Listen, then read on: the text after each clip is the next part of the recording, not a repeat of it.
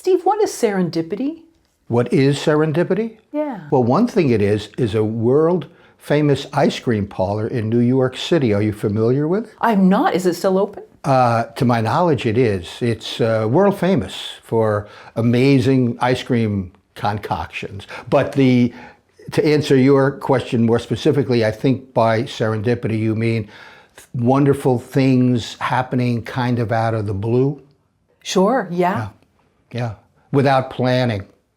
The opposite of planning. And do you believe in serendipity? Yeah, I'd say my life is pretty much serendipitous, yes. How do you open yourself up to serendipity? Oh, that's an interesting question, sort of an existential question. I think what happens is serendipity either happens or it doesn't happen to you. I don't think, it's like falling in love, you know, you can try your best to make something happen in your love life, say, but if it's going to happen, there's this ineffable thing called chemistry, which allows it to happen. And I think the same kind of operating principles relate to serendipity in your life.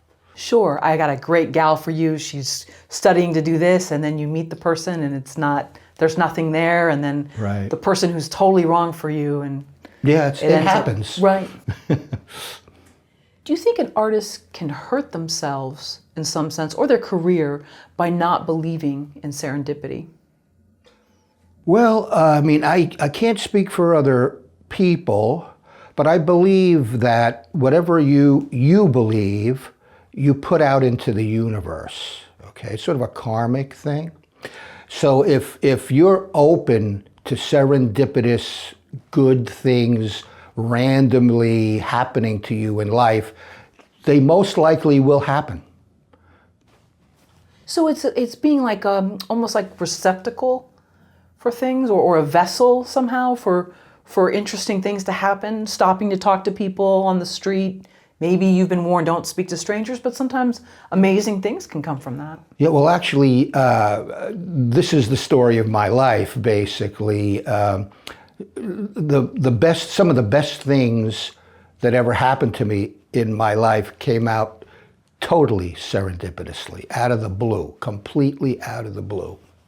Do you have any examples of some serendipitous instances in your life? I'll give you a primary one, okay? So I graduated from the University of Miami, Florida, and then got a scholarship to law school. And I went to law school for the first year.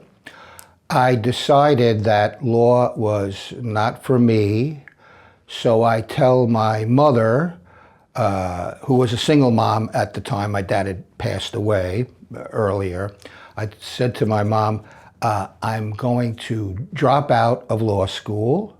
I'm not going back for the second year, okay? And I'm going to New York to do what I've always wanted to do, which was write comic books, okay? So my mother being a Jewish mother and I being her only son and her being a single mom, my mother was not too happy with that decision, as you might imagine. But I was confirmed in this is what I was going to do. So my mother says to me, well, you know, we live here in Miami Beach and it's very warm. You're going to go to New York and it's very cold there right now. You don't have any warm clothes. And I said, you know, Mom, you're right. So I get this idea in my head. I'm going to go to Macy's and buy some warm clothes. Now, I had probably been in Macy's twice before that in my life. I don't know what impelled me to go to Macy's. But before I go there, my mother also says, you know, it's very expensive to live in New York City. And you don't have that much money saved up from various little jobs and whatever. So she says to me, you know, how are you going to afford living in New York? And I say, I don't know, Mom, but I'm going to do it. So here comes the serendipity. And when I tell this story to people, they're just gobsmacked by it. So I'm at Macy's, maybe the third time in my life in the store. And I'm at this circular clothing display, you know, where you can turn the rack and it comes around, right? So I'm looking at the small amount of warm clothes they have there on this circular display, and I turn it to look at some of the other stuff. And suddenly I look up and I see there's a woman on the other side of the circular rack. And I go, oh, I'm very sorry. You were looking at clothes and I moved them away from you. Okay, so she laughed and we started talking. And I tell the woman, you know, I'm buying these clothes. You know, we get a little conversation. I said, I'm buying these clothes because I'm going to New York to write comic books. And she laughs, right? And she says to me this. She says, so where are you going to live in New York?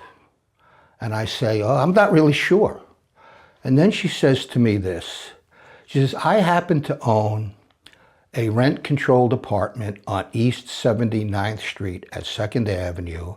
And next week, I'm going to Europe for a year. Would you like to sublease my apartment? Now, you tell me, Wow. What are the odds? 1,000,000,000 to 1 that would have happened? But that is how serendipity to the max, serendipity squared, got me to New York City. And when you went home to tell Mom, what did she say? Oh, she didn't believe it. She could not believe it. But then when it was confirmed to her by this woman, you know, that this was indeed happening, my mother gave up in terms of trying to get me to go back to law school, because she just figured, well, you know, I wanted this and somehow the universe gave it to me. So if that isn't one of the most incredible serendipitous stories I've ever heard, you know. It's fantastic. I was just curious, what type of law were you practicing? Were you, sorry. Well, I was just in the first year of law school, and you don't even know what you're going to practice yet, okay? You just got to get through that first year, which is always considered the toughest year, which I did do, and it's usually considered, if you get through that first year, the rest is like a breeze. So for me to decide not to go back was not happy to anybody but me, a happy decision. You have many stories about serendipity, one of which is right there in your hands, and I'm wondering if you can hold up that beautiful cover for us. Yeah. Gorgeous. And this has become your life's work. Yeah. And that is another instance of serendipity? Yeah. Okay. So you see the book on camera? Okay, I'll put it down now. All right. So in the mid-1980s, my wife and I moved to the state of Maine, where we had a very good set of mutual friends. And I was the owner of an advertising agency in Princeton, New Jersey, prior to moving to Maine. And then when I sold my ad agency in Jersey and moved to Maine, I reestablished my ad agency there in the town of Auburn, Maine. And so my very good friend, who had a lot of connections in that area, started giving me names of his clients for his accounting firm, and said, you know, they could use some advertising. There was no advertising agency up there in the mid-'80s until I got up there, right? So here's what happens. I go to see a new potential client named Cody's Old Fashioned Ice Cream. Now, this may sound like small town stuff in Maine, but Yankee Magazine, which is like the arbiter of all things cool in New England, called Cody's Ice Cream, quote unquote, the best damn ice cream in New England.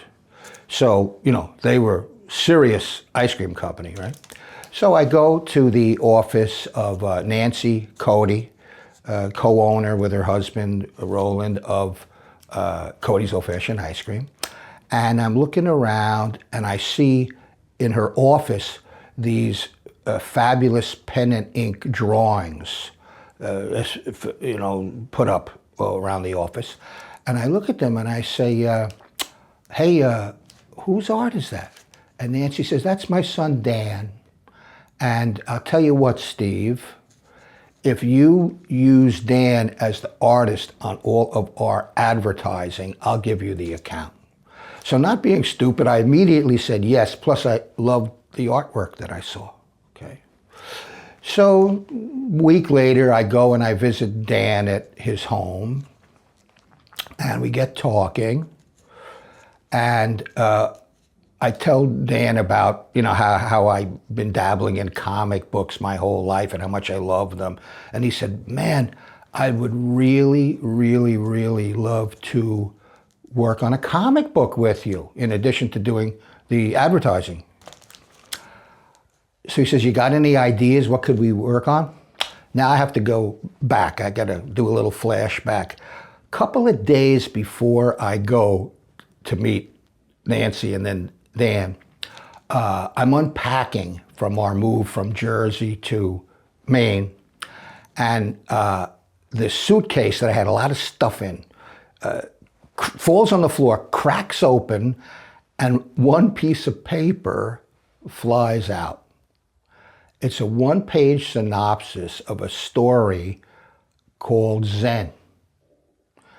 Now, what was the backstory of this synopsis? When I was living in New York City for about 1.5 years, as I mentioned earlier, I started writing comic books. And I mostly wrote comic book stories for these black and white, sort of like horror magazines with titles like Nightmare and Psycho, things like that, Witches' Tales. And what would happen is you would hand off a synopsis to the publisher, okay? And then artists would come in to the office in Midtown Manhattan, visit the publisher, and look at the various story ideas. And if they liked an idea, then you could write the story and it would be published, right? And that happened to me with a number of stories, but never with this story called Zen. So before I left New York, the publisher gave me back that one-page synopsis, which came with me to Maine, which fell out of the cracked open box that I presented to Dan. And thus Zen was born. Once again, if that isn't serendipity, then, I don't know what is.